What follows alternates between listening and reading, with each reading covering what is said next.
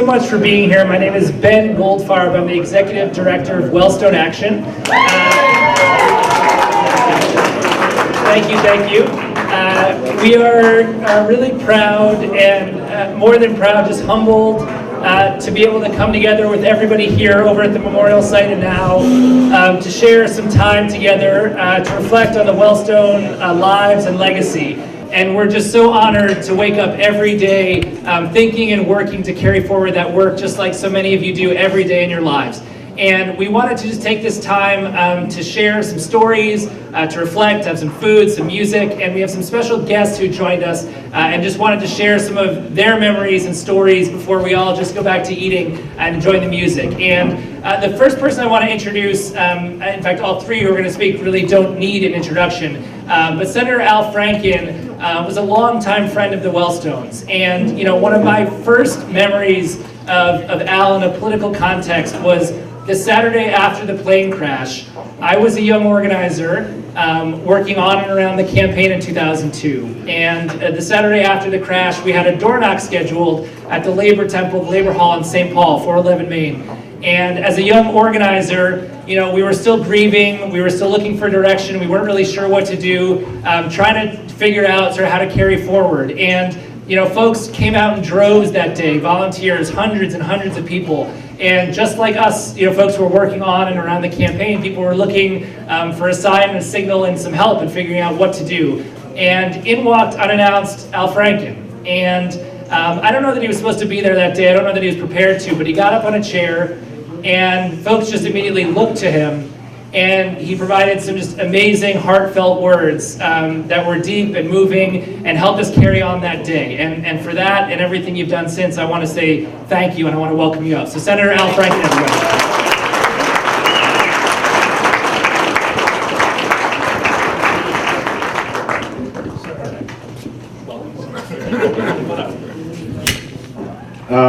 Thanks, Ben. Thanks for the great job you're doing with Wellstone Action. Sometimes someone great dies and they decide, we'll have a dinner every year and we'll hand out the Wellstone Award. And that'll be the annual, that'll be it. But Wellstone Action is carrying out the basic grassroots work that Paul believed in. Last time I saw Paul, just tell a couple stories, okay? Last time I saw Paul was at a rally at the University Club in St. Paul, and it was early evening.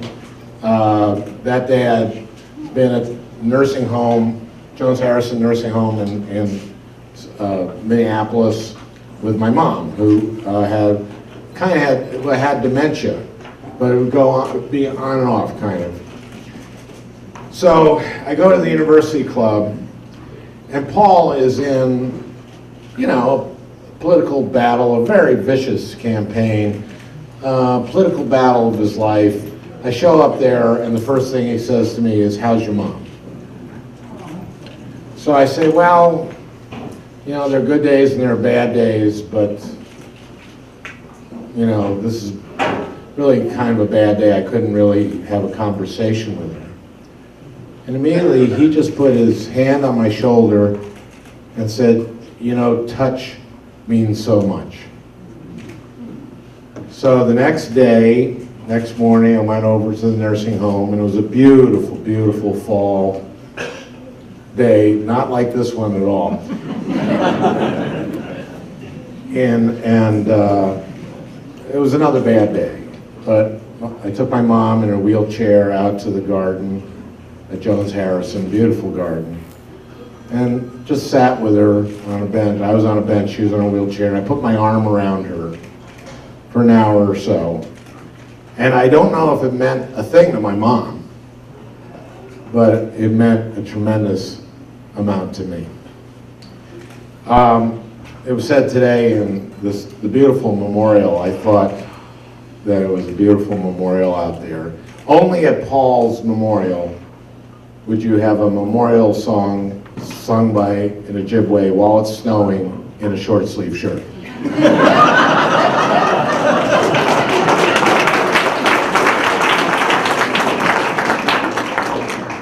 that would not happen like at a Gerald Ford. You know what I mean? He was a good guy, Gerald Ford. He just that wouldn't happen. But it was said at the memorial that it was about fun. Paul made politics fun. And so I remember at that rally that day, I did my impression of Paul ordering breakfast. Has anyone seen this? No. I want those eggs! Those are the best eggs I've ever had! I love those eggs! I want that toast! That's great toast! It's Paul ordering breakfast.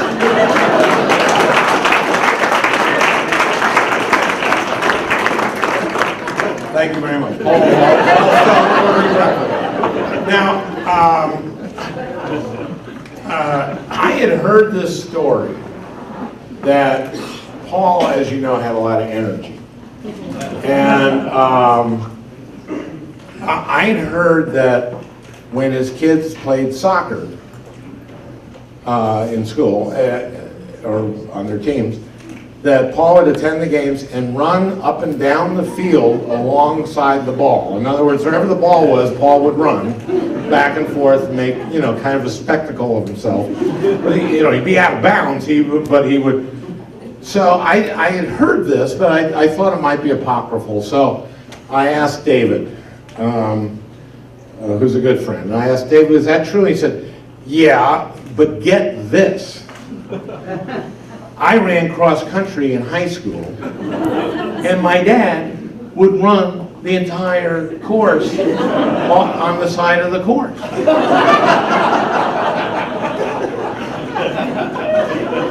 And I'd be like 300 yards from the finish, and I'd be like 10 yards behind the leader, and my dad would be running alongside me, and he'd start yelling, "You can take this guy! You can take him! You can take this guy! You can take him!" And I'd be totally out of gas, but my dad said, "You can take him! You can do it! You can take him!" And, you know, damned if I wouldn't win. Now, that was odd to David. Can you imagine how odd it was to the other kid?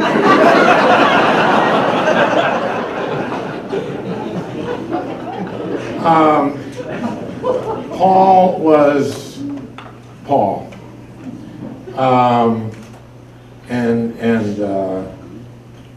You know, I'm in the seat that he was in. It's not Paul's seat, it's Minnesota's seat. But sometimes people say, "Well, you got Paul's seat, and you know, you're like Paul." I go, "Well, thanks." But boy, I just don't have the energy. I think I got the heart. I think I got other stuff, but boy, I don't have the energy. I don't know how he did that. But we miss him. And thank you, all of you, put this together today. And man, 10 years. So there, that's it. That's a little bit of funny, a little of a did okay. I'd like to. Oh, thank you,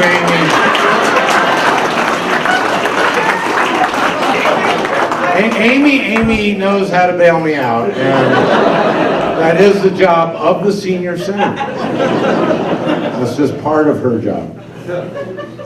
Amy has been a great mentor to me in the Senate. She never sleeps. She does not sleep, as her staff knows. But Amy is an incredibly hard worker for this state, and also just has an incredibly brilliant.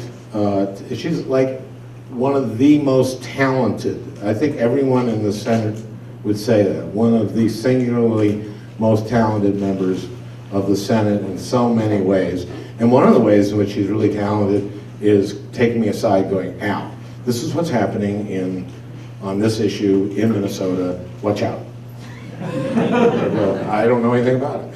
Well, I was up at 3 in the morning and reading this. Okay, all right, thanks for the heads up.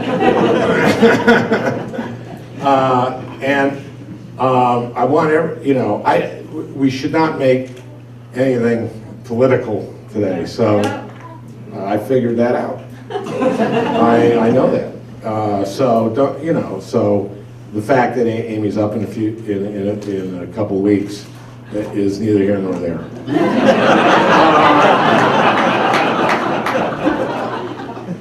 Somebody asked me yesterday, and then Amy, inch up. I'll stop. Inch a little more. Okay, now she's playing. Okay, that's enough of that, Al. She also does say, Al, cool it, a lot. Someone said to me, are you going to be happy when the election's over? And I said, I hope so. But please welcome our senior senator, our great Senator, Amy Klobuchar. So,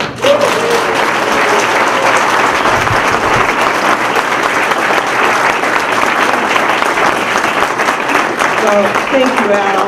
And I think you all know how close Paul and Al were, and we couldn't be more happy than to have Al have Paul's seat. So, thank you. I wanted to mention when I came in, were you guys a little cold when you came in? I was so cold that I gave your county attorney, Mr. Rubin, a big hug, and I said, I'm really hugging you this long because I'm freezing. But it was, I actually was thinking of how beautiful it was out there today. And when you look out the windows and just that first, well, maybe it isn't quite the first snow out here, but nearly the first snow, and just that fresh feeling of new beginnings, and just the thought of Paul and Sheila and everyone else up there. And so for me, I actually got to know Paul and Sheila when I was running for county attorney, and I was in an incredibly tough race at the beginning, and Paul helped me so much. He taught me that, first of all, that joy that everyone's talking about of campaigning. And I do remember, and I know Jeff's down at Carleton speaking to students down there, but Jeff would tell the story of how in DC sometimes, because Paul always wanted that energy and joy, and he'd be so mad coming off the floor about something, and he'd walk into the staff and everyone would be working really hard, and he'd go, where's the joy around here? But he truly had that joy, and he taught me the joy of campaigning on city buses. We would get on the Nicollet Mall, right, on one end, and we would meet everyone on the bus, because every vote counted in my race that year. Every single person, we get to the end of the Nicollet Mall, we go, we gotta get off now, and we get off, and then we would just take a bus going the other way, and we would go around and around and around, and keep saying the same thing every time we got off the bus. And then just the joy of working with Sheila and Paul. When I became county attorney on violence against women, she was so devoted to that. She was especially devoted, as all you know, in rural areas of our state. She knew that it wasn't talked about enough.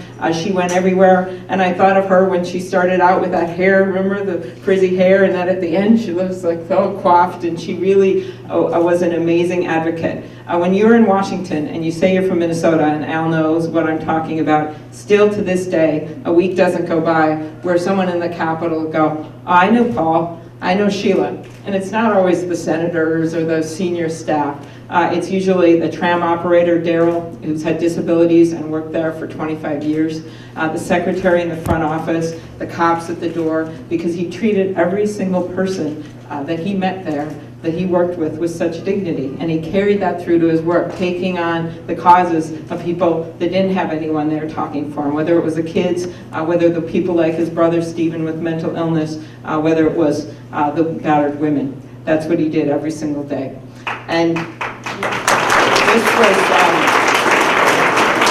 was brought home to me the last time I saw them, and I was actually with Sheila. We both agreed to do an event. I was Hennepin County Attorney for New Citizens, and it was just 30 new citizens. And it was just the two of us. Paul was in Washington, and we were speaking at their citizenship ceremony. And she was talking about her roots and in Appalachia and everything about her family. And I was talking about, what do you think I was talking about? The Iron Range and my grandpa getting the house, you know, when they, from the Babbitt mine when it closed down and put too much dynamite in the ground. So much dynamite that the wash blew down 3 blocks away, Joe Begich, and as I noted that day, standing next to Sheila, and they still remember. And so we're telling these stories, just 30 people, not one camera, not one reporter, in walks Paul. And he had gotten an earlier flight back from Washington. He wasn't supposed to be there, but the first thing he did was to go see Sheila. And there he's in the middle of one of the biggest races in the country, and he's standing speaking to those 30 new citizens. And he was there, one, because he loved her, but two, because he believed in this idea that no matter where you come from in this country, that you can get ahead, that you can find a life, that you can crawl up that ladder. That's what he believed in, and that's why he helped so many people that weren't given everyone, weren't what we'd say, the Rockefellers. Last thing I'd say is we're into this season where everyone's working hard, is just that energy that Paul had. And you all remember the last summer before he died and had MS, that he'd limp and he had trouble walking. And it was so different when we first met him, when he could run back and forth and on the parade routes and shake every single hand and run to the other side. He couldn't do that anymore, so instead he'd stand on the back of that bus, and he and Sheila would stand there and wave. And it might have looked kind of, static and staid, but it didn't, because they had energized so many people in those green shirts, 100 people running around the bus, running back and forth. They had given them that energy, that optimism, and he gave it to every single person in this room, every single person in this state. And to me, that's their legacy.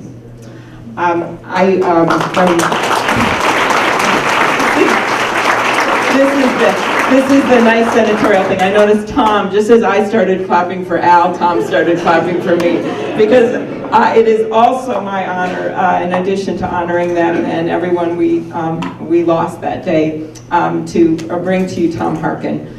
Tom is an incredible leader in the Senate.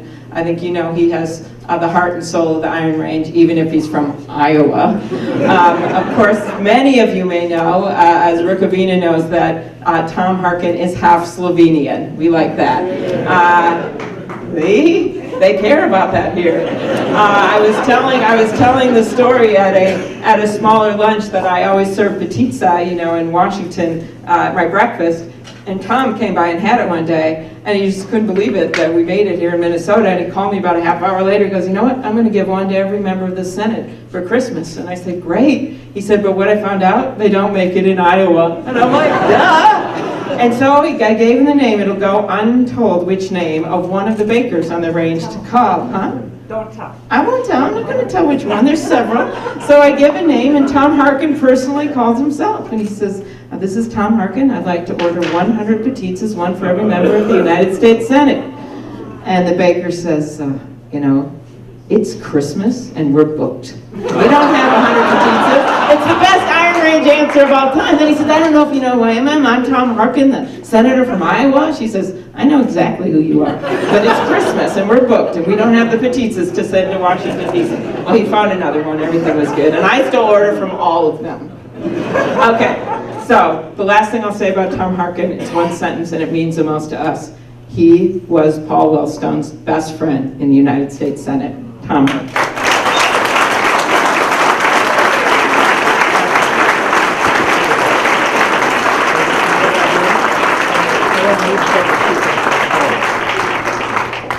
Well, Amy, thank you very much. Sunrise Bakery.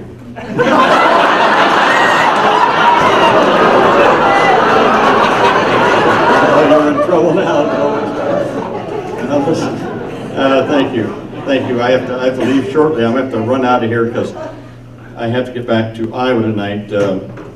Mayor Ryback is coming down to Iowa tomorrow, and I'm going to be with him. And well, this is non-political. I understand that, but I just have to tell you why I have to leave here, because I have to be down there because he and I are well, I guess Governor Romney is speaking in Iowa tomorrow, and we have to correct the record tomorrow.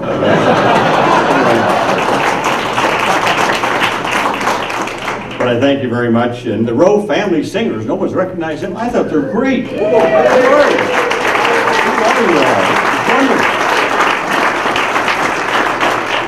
Have I heard you on the Prairie Home Companion? No, you should correct that. I will. I'm getting a hold of Keeler. My gosh, better get you guys on there. They're very good. Thank you very much. And also to Ben Goldfarb, thank you very much for Wellstone Action. Ben Goldfarb.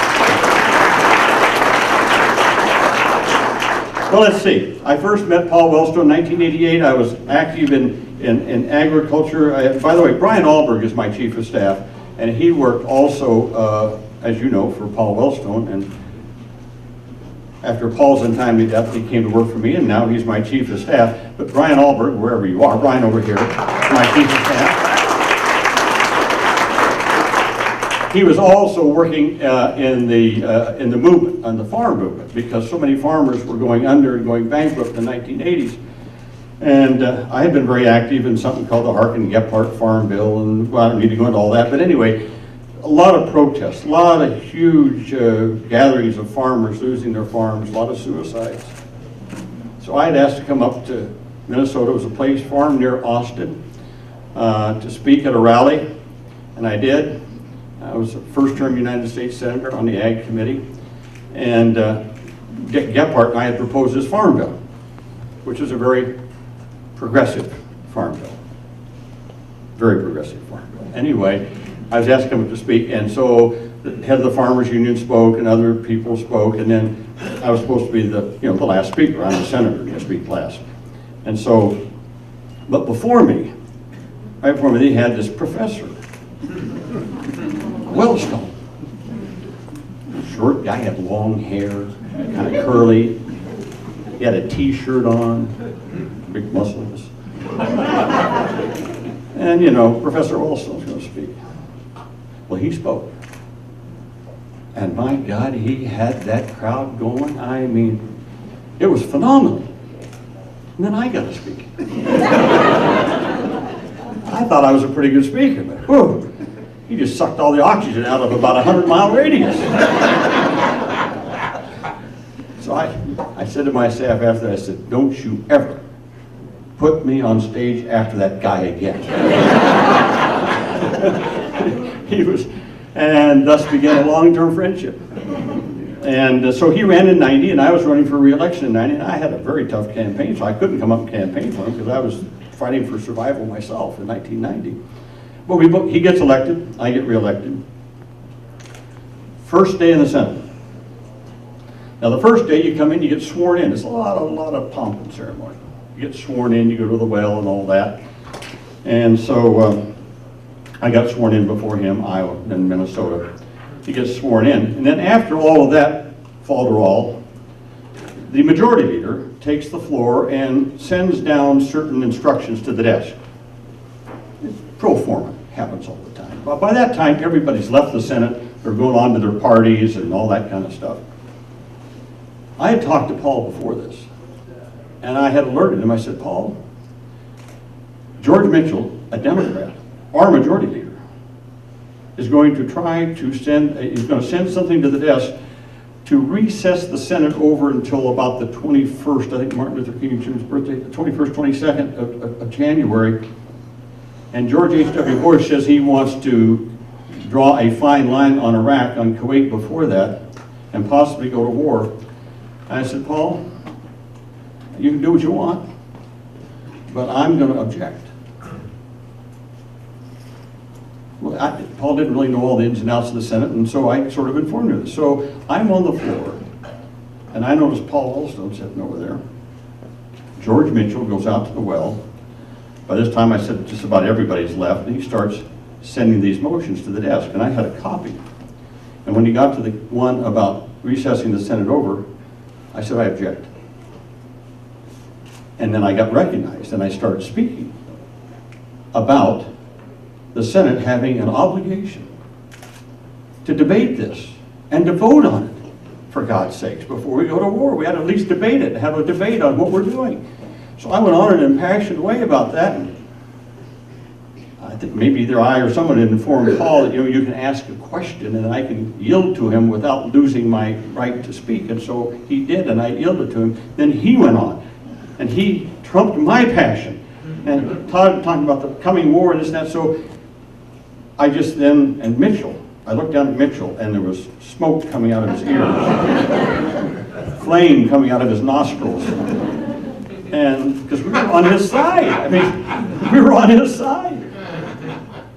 But I objected. And so there was nothing he could do. And so he moved on. He tabled that one, he moved on to the other ones. And so Paul and I went back to the cloakroom. Now the Democratic cloakroom is right in the back of the Senate floor. There's just a couple of little swinging doors there. So I went back there and I said something to Paul. I said, well, it's in the fire now. I said, thanks for sticking up for me. I really appreciate it. And yeah, he says the right thing to do is something. And about that time, George Mitchell came in from the floor. And he looked at me, because I had been the one to make the motion. Paul was standing right there with me. Mitchell came in, and he started to yell at me. He yelled at me so loudly that my family sitting up in the gallery heard him yelling at me.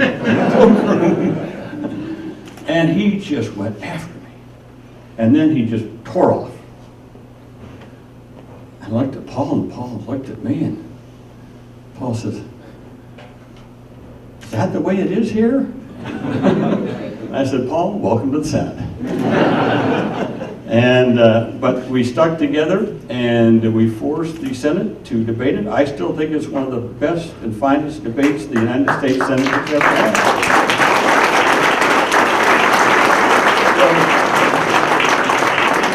So as you can see, we bonded right away. Oh, you can tell a lot of stories. I remember, I was asking Ruth about memories. He said, remember when they first came over to our house one time? It was a weekend, and they happened to be there. They came over on a Sunday, and we had dinner together. I don't know where my kids were. They were around doing something. But I can still remember talking about our early lives. I wanted to know how they had met. And they were talking about how they had met when they were teenagers on a beach. I don't know, Rehoboth Beach or Ocean City Beach or one of those beaches over there that they had met in. And then, and Paul and Sheila were talking about how kind of tough it was, because Paul was Jewish and she was Christian, kind of a fundamentalist Christian. I don't know what sect she came from, Christian, and how they had to kind of work this out and stuff. To which my wife Ruth said, that's nothing. She said, you know, I'm from Minnesota. She said, I'm a Wisconsin Synod Lutheran and he's Catholic, according to me. Did you think you had it tough? You had nothing. So anyway, we had a lot of great times together, campaigning, doing a lot of things together through the years. When I ran for president, I always liked to kid Paul. I said, you know, he's one of the smartest guys I ever met and stuff, but he had sort of one lapse of his intelligence when he supported me when I ran for president. But a lot of people did in Minnesota, and I carried Minnesota probably more because of Paul Wellstone than anyone else. That was 91. Well, I didn't make it. Probably good for me and good for the country. But again, those kind of bonds you form, you just, you know, those never leave you. They just never leave you. We all remember where we were on that fateful day. I was running for re-election too. I had a tough re-election. 2002, I had another congressman running against me, and I had another tough. In fact, I think I had a tougher fight that year than Paul did. I remember, I was at it was close to noon, late morning, I was at a plant near Ankeny, Iowa. I was doing something there, some campaign thing or something. And I had come out of it, and I had a luncheon someplace I had to go to. And that's when I got the news. And I said, I can't go to that luncheon. Can't do it. Well, you know, you got it. I said, no, I can't. You just got to understand. I can't do it. And I can remember getting in that car and getting in the back seat. And I told my guy, I said, drive me home. Drive me home. And we were going down the highway. And something came over me that I hadn't experienced in my adult lifetime. And I broke down and bawled like a baby. I've never told anybody this. And I couldn't stop. It really affected me greatly. And it's just something I could never get over. people out there asked me why I was here today, and I said, I thought about that. I thought about that. I'd never come here before. Maybe it was just too painful. Maybe it was just too painful. But I had to come this time. It was 10 years, and I just had to be here. And I was talking to Connie, and I said, you know, and Rick Nolan, my dear friend, with whom I served in the House, I said, you know, when you get my age, and you look back and you wonder why.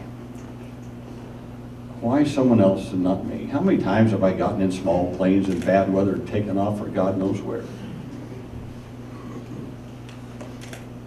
You wonder, why would it happen to them but not me?